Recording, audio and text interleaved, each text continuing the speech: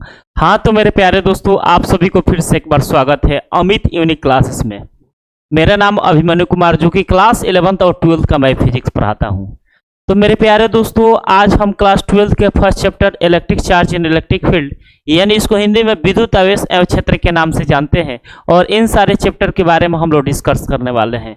और आज के लेक्चर्स आप लोग को मैप के बारे में हम लोग समझेंगे कि electric charge in electric field यानी विद्युत आवेश एवं क्षेत्र से हम कौन कौन से टॉपिक्स के बारे में स्टडी करते हैं और कौन कौन से डेरिवेशंस के बारे में हम लोग पढ़ते हैं या सीखते हैं। तो चलिए मेरे प्यारे दोस्तों, जो आप लोग को स्क्रीन पर दिख रहा होगा, ये पहला चैप्टर है 12th का विद्युत आवेश एवं क्षेत्र, यानी इसको अंग्रेजी में इलेक्ट्रिक चार्ज इन फील्ड के नाम से जानते हैं। और इसमें हम क्या क्या पढ़ते हैं, एक दूसरे से सभी लिंकअप है, और इन लिंकअप बातों को आप समझ लिए तो 12th के आधा से अधिक कंसेप्ट आप लोग पहला चैप्टर से रिलेटेड समझ गए। तो मेरे प्यारे दोस्तों, सबसे पहले मैप के बारे में समझना अति आवश्यक होता है। अब यहाँ पे देखेंगे विद्युत आवेश एवं क्षेत्र, अगर आवेश होगा तो उसके अंदर क्षेत्र भी बनेगा। तो देखिए यहाँ पे सबसे पहला पॉइंट विद्युत क्षेत्र के बारे में पढ़ेंगे। अब विद्युत क्षेत्र के बारे में पढ़ने के बाद इसके बाद हम लोग पढ़ेंगे विद्युत द्विध्रुव के बारे में। और जब विद्युत द्विध्रुव पढ़ लेंगे तो उसके बाद हम लोग पढ़ेंगे विद्युत क्षेत्र के बारे में, क्योंकि इसके अंदर से 2 स्टेप निकाला है, और एक पढ़ेंगे बल आघूर्ण के बारे में, ठीक है। और उसके बाद यहाँ पे विद्युत क्षेत्र के बारे में जब पढ़ेंगे तो किसी भी अक्ष पर विद्युत क्षेत्र की तीव्रता निकालेंगे तो 2 अक्ष पर विद्युत क्षेत्र का तीव्रता का वैल्यू निकालेंगे, एक अक्षीय स्थिति में, दूसरा निरक्षीय स्थिति में। तो ये आपका अक्षीय स्थिति में ई का वैल्यू होता है ई बराबर 1/4 पाई एप्सिलॉन नॉट और 2p/r³ होता है। ये अक्षीय स्थिति में होता है। ये 5 नंबर में कई बार बोर्ड एग्जाम में पूछ चुका है मेरे प्यारे दोस्तों, ठीक है। अगर निरक्षीय स्थिति की बात करते हैं तो निरक्षीय स्थिति बराबर ई नेट बराबर 1/4 पाई एप्सिलॉन नॉट और p/r³। ये दोनों के दोनों क्वेश्चंस आपका 5 मार्क में बहुत बार बोर्ड एग्जाम में रिपीट कर चुका है कि यदि किसी विद्युत द्विध्रुव के कारण अक्षीय तथा निरक्षीय स्थिति में विद्युत क्षेत्र का तीव्रता के वैल्यू को निकालिए, यानी intensity of electric field due to dipole axis, axial point of dipole and equatorial point of dipole axis. Clear हो गया। अब देखिए विद्युत द्विध्रुव विद्युत क्षेत्र में बल आघूर्ण यानी टाउ टर्क का वैल्यू जो होता है टाउ टर्क बराबर p क्रॉस ई साइन थीटा, या टाउ टर्क बराबर p क्रॉस ई होता है। इसका भी हम प्रूफ कराएंगे, ये भी बोर्ड एग्जाम में पूछ चुका है मेरे प्यारे दोस्तों। अब यहाँ पे दूसरा स्टेप इसका परिमाण पढ़ेंगे, जो विद्युत क्षेत्र की तीव्रता होता है उसका मैग्नीट्यूड पढ़ेंगे, और मैग्नीट्यूड में सबसे पहला हम विद्युत क्षेत्र के बारे में जानेंगे। तब विद्युत क्षेत्र बराबर क्या होता है, the force experience per unit test charge then this is called electric field. और इलेक्ट्रिक फील्ड को हम ई से डिनोट करते हैं, तो ई बराबर होता है F/Q नोट। ई बराबर क्या होता है बाबू, F/Q नोट। और ई को बोलते हैं विद्युत क्षेत्र। अब विद्युत क्षेत्र का SI मात्रक जो होता है न्यूटन प्रति कूलम्ब या वोल्ट प्रति मीटर होता है, क्योंकि हम जानते हैं कि विद्युत क्षेत्र को ई से डिनोट करता है। ई बराबर होता है F/Q होता है। F बल होता है तो बल की यूनिट न्यूटन, Q आवेश होता है तो आवेश की यूनिट कूलम, और न्यूटन पर कूलम जो होता है यह वोल्ट प्रति मीटर के बराबर होता है। इसको ऐसे भी लिख सकते हैं, न्यूटन कूलम इनवर्स -1 या वोल्ट मीटर -1, ऐसे भी हम लोग लिख सकते हैं। क्लियर हो गया।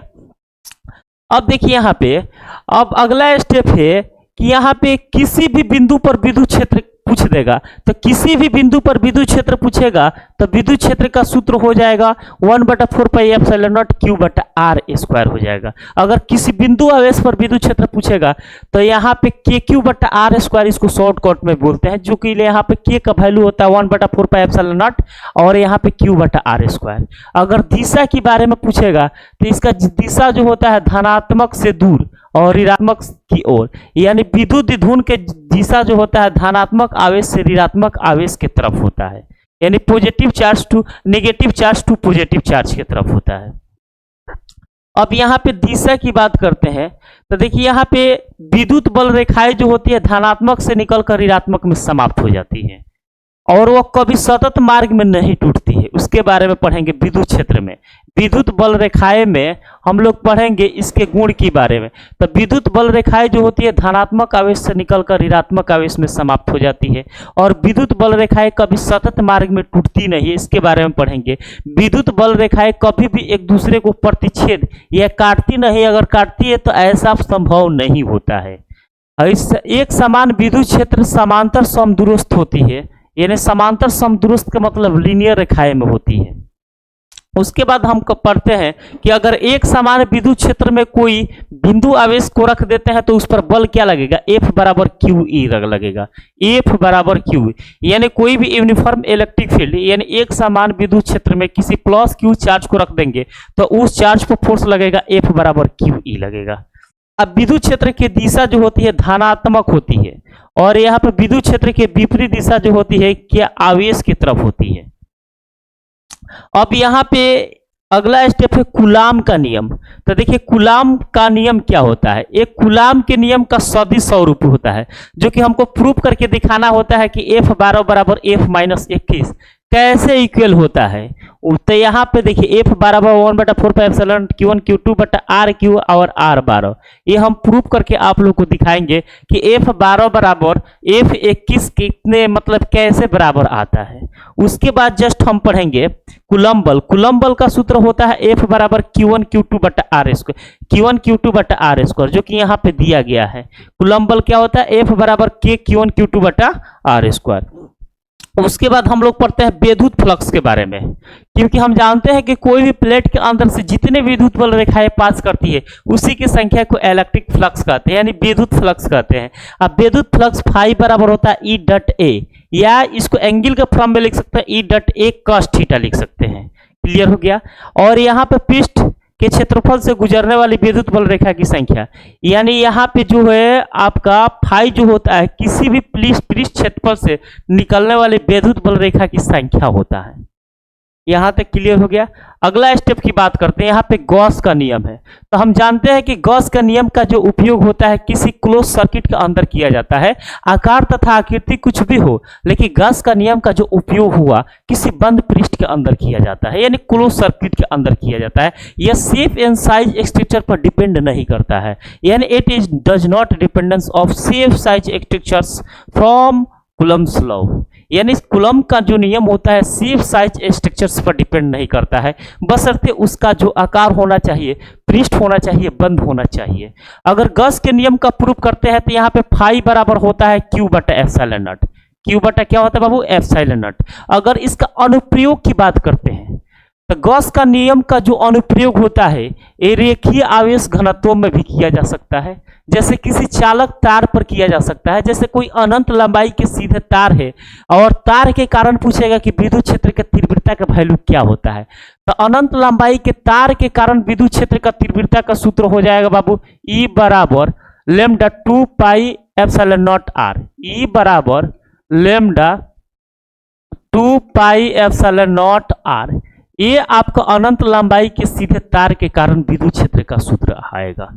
उसके बाद यहाँ पे रेखीय आवेश घनत्व के कारण जो होता है गॉस का नियम का उपयोग जो होता है किसी अचालक प्लेट पर भी किया जा सकता है। अगर अचालक प्लेट पर हम गॉस का नियम का उपयोग करेंगे तो इसका सूत्र आएगा E बराबर sigma upon 2 pi epsilon not.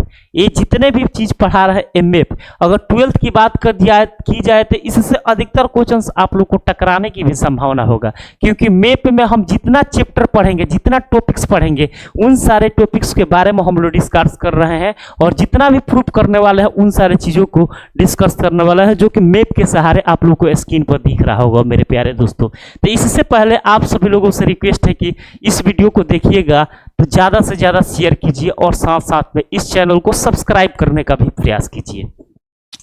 अब देखिए गॉस का नियम का अनुप्रयोग जो होता है चालक प्लेट पर भी किया जाता है। अगर चालक प्लेट पर हम गॉस का नियम का उपयोग करेंगे तो चालक प्लेट पर विद्युत क्षेत्र का तीव्रता का सूत्र आएगा E बराबर सिग्मा बटा एप्सिलॉन नॉट, सिग्मा बटा एप्सिलॉन नॉट। उसके बाद पृष्ठीय आवेश घनत्व की बात करते हैं, तो पृष्ठीय आवेश घनत्व में हम जानते हैं कि यहाँ पर रेखीय था, तो रेखा पर विद्युत क्षेत्र का तीव्रता का वैल्यू निकालते थे, लेकिन यहाँ पर पृष्ठीय है, तो पृष्ठीय है तो उसके पृष्ठ पर हम विद्युत क्षेत्र का तीव्रता का वैल्यू निकालेंगे। जैसे पृष्ठीय है तो मान लेते हैं कोई गोला होगा, तो गोला के तीन स्थिति में विद्युत क्षेत्र का तीव्रता का वैल्यू निकालेंगे। एक गोला के सतह पर विद्युत क्षेत्र, एक गोला के बाहरी सतह पर विद्युत क्षेत्र, और एक गोला के अंदर सतह पर विद्युत क्षेत्र। तो देखिए गोला है तो गोला की बाहरी सतह पर विद्युत क्षेत्र हो जाएगा E बराबर 1/4πε0 Q/r²। इसको शॉर्टकट में हम लिख सकते हैं यहाँ पे KQ/r² भी लिख सकते हैं।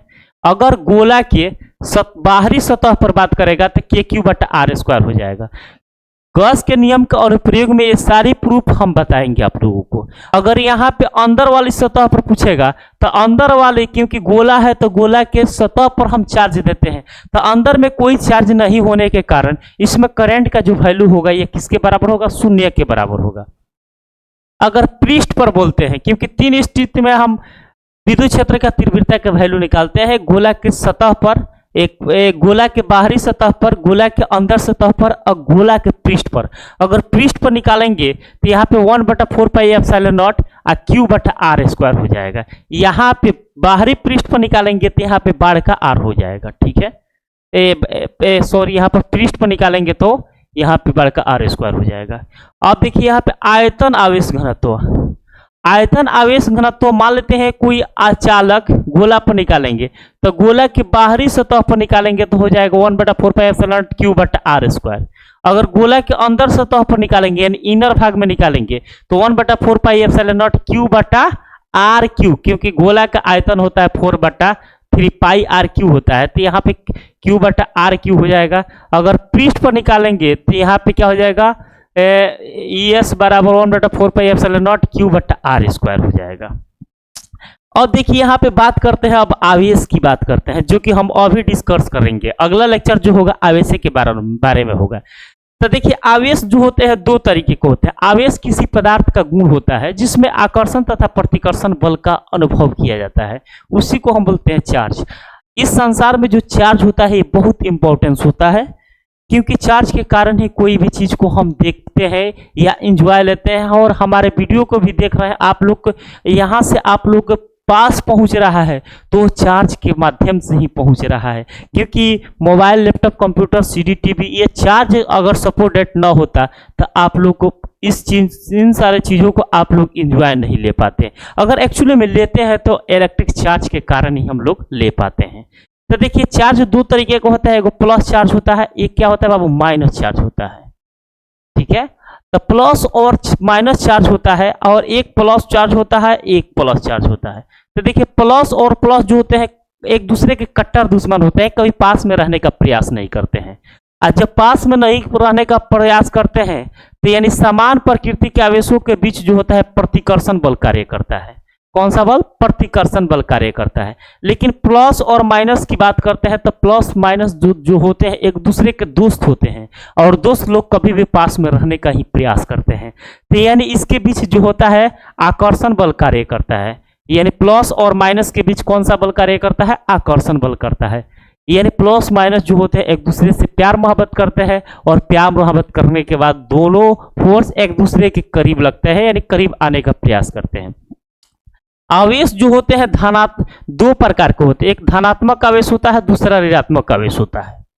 तो देखिए धनात्मक आवेश क्या होता है? अगर इलेक्ट्रॉनों में कमी होगी तो धन आवेश आएगा, अगर इलेक्ट्रॉनों में कमी होगी तो धन आवेश आएगा, अगर इलेक्ट्रॉनों में अधिकता होगी तो ऋण आवेश आएगा। यानी कहने का सेंस यह है कि जैसे मान लेते हैं कोई एटम है, ठीक है, और एटम है, और मान लेते हैं इसमें सोडियम है, तो सोडियम का परमाणु संख्या क्या होता है? 11 होता है, 11 इलेक्ट्रॉन। अगर मान लेते हैं एक इलेक्ट्रॉन को बढ़ा देते हैं तो यहाँ पर 12 इलेक्ट्रॉन फोटोन हो जाएगा, और इसको घटाएंगे तो क्या हो जाएगा? -1। तो देखिए यहाँ पे -1 इलेक्ट्रॉनों की कमी हो रही है, तो कमी होगा तो यह धन आवेश होगा, धनात्मक आवेश होगा। कौन सा आवेश होगा? धनात्मक, यानी निगेटिव में आएगा तो धनात्मक। अगर एक इलेक्ट्रॉन को अगर मान लेते हैं यहाँ पे अगर कमी होगा तो धनात्मक आवेश आएगा, अधिकता होगा तो क्या हो जाएगा? ऋणात्मक आवेश आएगा। यानी कहने का सेंस यह है कि आप सभी लोग के पास बहुत सारे पैसे हैं, दूसरे को दे देंगे तो क्या हो जाएगा? कुछ कमी रह जाएगा, और इसी कमी को धन आवेश कहते हैं, और अधिकता होगा तो उसको हम ऋणात्मक आवेश कहते हैं। अब देखिए यहाँ पे किसी वस्तु का वह गुण होता है जो किसी अन्य वस्तु को क्या करता है? आकर्षित या प्रतिकर्षित करता है, उसी को बोलते हैं आवेश बोलते हैं। ठीक है, अब देखिए आवेश के जो मात्रक होता है फेराड होता है, और कूलम भी होता है, ईएसयू भी होता है, ईएमई भी होता है, यानी इलेक्ट्रोमोटिव यूनिट होता है, इलेक्ट्रोमोटिव यूनिट होता है, इलेक्ट्रोस्टैटिक्स यूनिट होता है, फेराड भी होता है, कूलम भी होता है। यानी आवेश के जो मात्रक होते हैं 6 होता है। पहला कूलम होता है, दूसरा एम्पियर सेकंड होता है, तीसरा जो होता है आपका बेंजामिन फ्रैंकलिन भी होता है, इलेक्ट्रोमैग्नेटिक यूनिट भी होता है, फेराड भी होता है, इलेक्ट्रोस्टैटिक्स यूनिट भी होता है। यानी आवेश के यूनिट आपको 6 होता है, और इन सारे यूनिटों में से कुछ यूनिट बड़े होते हैं तो कुछ यूनिट छोटे होते हैं। जैसे आवेश के सबसे बड़ा जो यूनिट की बात करते हैं तो बड़ा यूनिट जो होता है फेराड होता है, क्योंकि 1 फेराड का वैल्यू जो होता है 96,500 कूलम के बराबर होता है। और यहाँ पे देखिए एक ईएमयू का वैल्यू जो होता है 10 कूलम के बराबर होता है, और एक ईएसयू का वैल्यू जो होता है 1/3 गुणे 10 के पावर 9 कूलम के बराबर होता है। अब देखिए आवेश जो होता है संरक्षित रहता है, किसी भी निकाय में क्या रहता है, नियत रहता है, जो कि काउंटरीकृत होता है, और इलेक्ट्रॉन का वैल्यू होता है 1.6 गुणे 10 के पावर -19 होता है, और फॉर्मूला जो होता है Q बराबर NE से, Q बराबर NE से। यहाँ तक क्लियर हो गया मेरे प्यारे दोस्तों। चलिए आप लोग को आज इतना ही रहने देते हैं। ये मैप के बारे में आप लोग जरूर एक बार देख लीजिएगा, ताकि बोर्ड एग्जाम में भी इससे आपको 2 से 3 क्वेश्चन हर एक हाल में पूछेगा।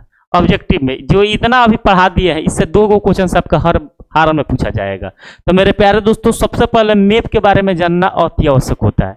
जैसे मान लेते हैं फिजिक्स को पढ़ने से पहले फिजिक्स को जान लेना ही अति आवश्यक होता है, उसी तरह फिजिक्स को सीखने से पहले फिजिक्स को स्टडी कर लेना भी आवश्यक होता है। तो इतना हम लोग सीख गए। Thank you so much.